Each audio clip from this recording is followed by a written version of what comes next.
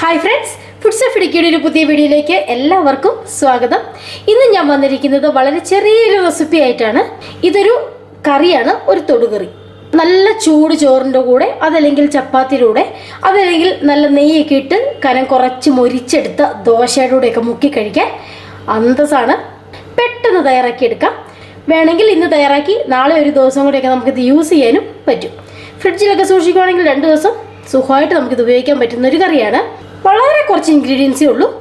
അപ്പോൾ നമുക്ക് വീഡിയോയിലേക്ക് പോകാം. അപ്പോൾ ഞാനൊരു പാൻ ചൂടാവാനായിട്ട് വെച്ചിട്ടുണ്ട്. പാനിലേക്ക് നമുക്ക് വെളിച്ചെണ്ണ ചേർത്ത് കൊടുക്കാം.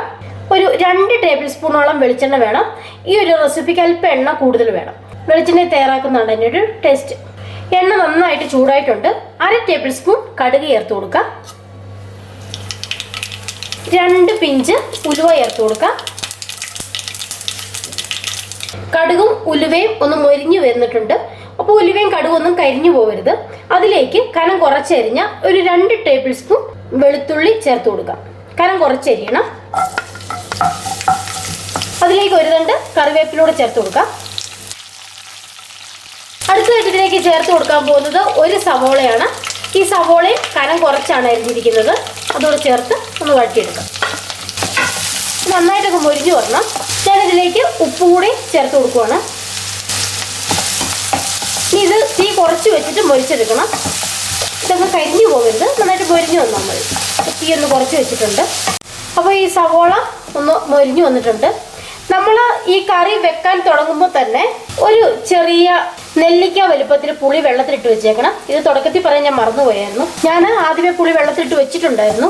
അപ്പോൾ നിങ്ങൾ ഈ കറി ചെയ്യാൻ തുടങ്ങുമ്പോൾ തന്നെ പുളി അങ്ങ് വെള്ളത്തിലേക്ക് ഇട്ട് വെക്കുക. അപ്പോൾ നമുക്കത് പിഴിഞ്ഞെടുക്കാൻ എളുപ്പമുണ്ടാവും.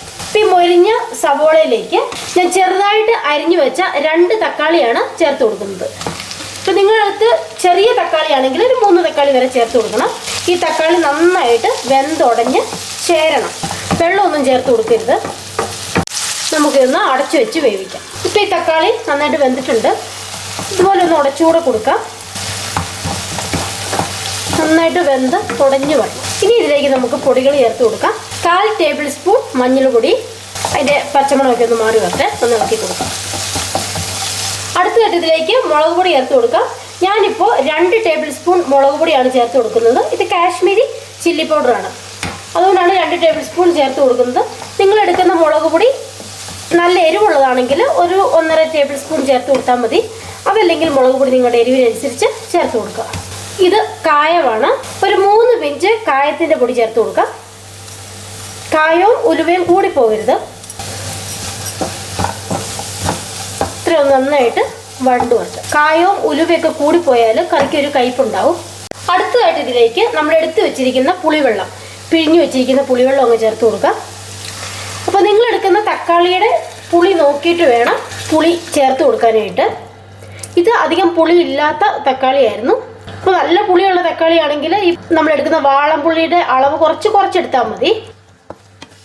ഉപ്പൊന്ന് നോക്കി കറക്റ്റ് ചെയ്ത് കൊടുക്കണം. അല്പം ഉപ്പ് ചേർത്ത് കൊടുക്കണം. ഇതിലേക്ക് ഞാനൊരു 5 ടേബിൾ സ്പൂൺ വെള്ളവും കൂടെ ഒഴിച്ച് കൊടുക്കുവാണ്. നന്നായിട്ടൊന്ന് ഇളക്കി ഇതൊന്നോടെ ഒന്ന് തിളച്ച് ഒന്ന് വറ്റി വരണം. അപ്പോൾ എണ്ണയൊക്കെ ഒന്ന് തെളിഞ്ഞു വരണം. ഈ കറിക്ക് അത്യാവശ്യം പുളിയും എരിവും ഉപ്പും ഒക്കെ ഉണ്ടാവണം. അപ്പോൾ നിങ്ങൾ പുളി ഒന്ന് നോക്കിയിട്ട് പുളി കുറവുണ്ടെങ്കിൽ വേണമെങ്കിൽ ഇപ്പം പുളി വെള്ളവും കൂടെ ചേർത്ത് കൊടുക്കാം. പുളിയും എരിവും ഒക്കെ നിങ്ങളുടെ ഇഷ്ടാനുസരണം ചേർക്കുക. 1 മിനിറ്റ് ഒന്ന് അടച്ചു പോകണം. ഇപ്പം നമ്മൾ ഒഴിച്ചു കൊടുത്താൽ വെള്ളമൊക്കെ വറ്റി എണ്ണയൊക്കെ ഒന്ന് തെളിഞ്ഞ് ഇതൊരു തിക്കായി വന്നിട്ടുണ്ട്. ഇതുപോലെയാണ് ഈ കറി ഇരിക്കേണ്ടത്. ഈ എരിവും പുളിയും ഉപ്പും എല്ലാം ഒന്ന് ബാലൻസ് ചെയ്യാനായിട്ട് ഇതിലേക്കൊരു 1/2 ടേബിൾ സ്പൂൺ ശർക്കര പൊടിച്ചതോ അല്ലെങ്കിൽ 1/2 ടേബിൾ സ്പൂൺ പഞ്ചസാരയോ നിങ്ങൾക്ക് ചേർത്ത് കൊടുക്കാം. അതിനുശേഷം നന്നായിട്ടങ്ങ് മിക്സ് ചെയ്യാം. ഈ സമയത്ത് ഉപ്പും ഒക്കെ ഒന്ന് ടേസ്റ്റ് ചെയ്ത് നോക്കുക. എല്ലാം ഒന്ന് കറക്റ്റ് ചെയ്ത് കൊടുക്കണം. ഇപ്പം നിങ്ങൾ ആദ്യമേ വെളിച്ചെണ്ണ കുറച്ചാണ് ഉപയോഗിക്കുന്നതെങ്കിൽ ഈ സമയത്ത് വേണമെങ്കിൽ അല്പം പച്ച വെളിച്ചെണ്ണ ചേർത്ത് കൊടുക്കാവുന്നതാണ്. ഞാൻ ആദ്യമേ 2 ടേബിൾ സ്പൂൺ എണ്ണ ഒഴിച്ച് കൊടുത്തിട്ടുണ്ടായിരുന്നു. അതുകൊണ്ട് പച്ച വെളിച്ചെണ്ണ ചേർത്ത് കൊടുക്കുന്നില്ല.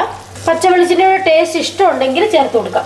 അതങ്ങനെ ചൂട് ചോറിലിങ്ങനെ കുഴച്ച് കഴിക്കുമ്പം ആ പച്ച വെളിച്ചെണ്ണയുടെ ടേസ്റ്റൊക്കെ കൂടി നല്ലൊരു സുഖമാണ്. ഇപ്പം തീയൊക്കെ ഓഫ് ചെയ്തിട്ടുണ്ട്. ഇത്രേ ഉള്ളൂ ഈ റെസിപ്പി. വളരെ സിമ്പിളാണ്. നമുക്കിനി ഇത് സെർവ് ചെയ്യാം. വളരെ പെട്ടെന്ന് തന്നെ തയ്യാറാക്കാൻ പറ്റുന്ന ഒരു കുഞ്ഞി കറി റെസിപ്പിയാണ് നമ്മളിന്ന് ചെയ്തത്. ഇത്രയുള്ള ഈ റെസിപ്പി. നിങ്ങൾക്ക് എല്ലാവർക്കും ഈ വീഡിയോ ഇഷ്ടമായി എന്ന് കരുതുന്നു. എല്ലാവരും ഇതൊന്ന് ട്രൈ ചെയ്ത് നോക്കിയതിന് ശേഷം കമൻറ്റ് ബോക്സിൽ കൂടി അഭിപ്രായം അറിയിക്കുക.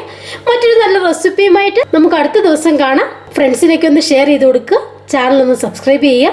ബൈ.